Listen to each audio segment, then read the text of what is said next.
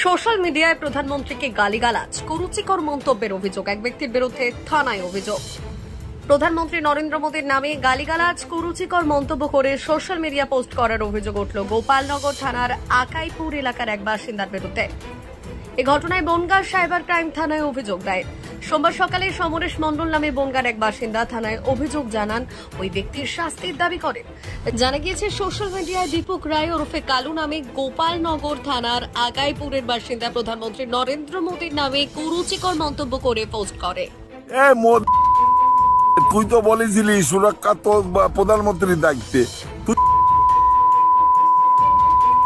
দে খান।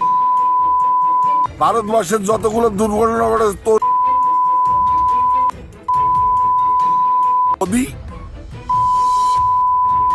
চাইছিস গুজরাটের মুখ্যমন্ত্রী থাকাকালীন, এখন তুই নিজে প্রধানমন্ত্রী। আর সেই ভিডিও ছড়িয়ে পড়তেই ক্ষুব্ধ বিজেপি কর্মী সহ সাধারণ বাসিন্দারা। তাদের বক্তব্য, দেশের প্রধানমন্ত্রী বা মুখ্যমন্ত্রীর সম্পর্কে কুরুচিকর মন্তব্য যারাই করবে তাদের বিরুদ্ধে পুলিশের ব্যবস্থা নেওয়ার প্রয়োজন।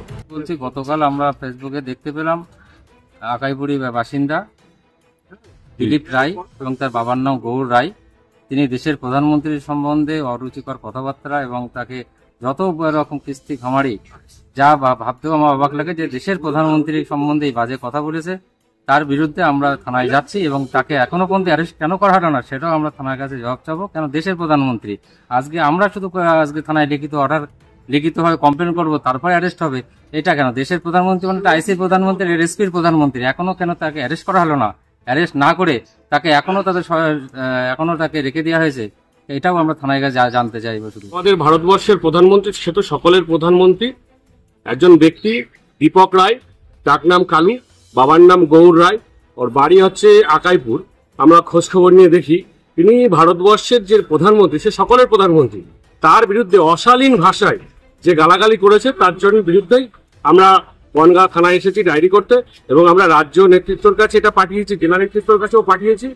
আমরা কি কোনো দল করে? এখনো রাজনৈতিক পরিচয় আমরা জানতে পারিনি, ও কোনো রাজনৈতিক দলের সাথে যুক্ত আছে কিনা এটা পুলিশ তদন্ত করলে জানা যাবে যে কোনো রাজনৈতিক দল উনি করেন কিনা। আমরা এখনো জানতে পারিনি যে উনি কোনো রাজনৈতিক দলের আছে কিনা। আমরা কোনো একটা ফেসবুক অ্যাকাউন্টের মাধ্যম থেকে আমরা এটা জানতে পারি। বিজেপির বনগাঁ সাংগঠনিক জেলা সভাপতি দেবদাস মণ্ডল বললেন, আমি জানি না কে ওই ব্যক্তি, তবে সে ভারতীয় হতে পারে না। পাকিস্তানপন্থী না হলে দেশের প্রধানমন্ত্রীর সম্পর্কে এমন মন্তব্য করতে পারত না। গোপালনগর থানার অন্তর্গত আকাইপুরে বাড়ি, যে এত কুরুচিকর মন্তব্য একজন ভারতবর্ষের প্রধানমন্ত্রীর নামে করেছে, এটা একজন ভারতবর্ষের নাগরিক হিসেবে এটা লজ্জা।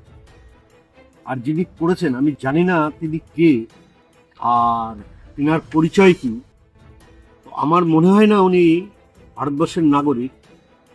আমার ধারণা, হয়তো ভুল হবে না, উনি এই দেশের লোক না, নিশ্চয়ই কোনো পাকিস্তানপন্থীর লোক। নাহলে দেশের যদি নাগরিক হতো তাহলে একজন ভারতবর্ষের প্রধানমন্ত্রী, যে 140 কোটি মানুষের প্রধানমন্ত্রী, তার নামে এই ধরনের মন্তব্য উনি করতেন না, এই ভাষাই বলতেন না। এর দৃষ্টান্তমূলক শাস্তি চাই। শুধু তাই নয়, একটা তদন্ত করা হোক যে কোনো জিহাদির সাথে সম্পর্ক আছে।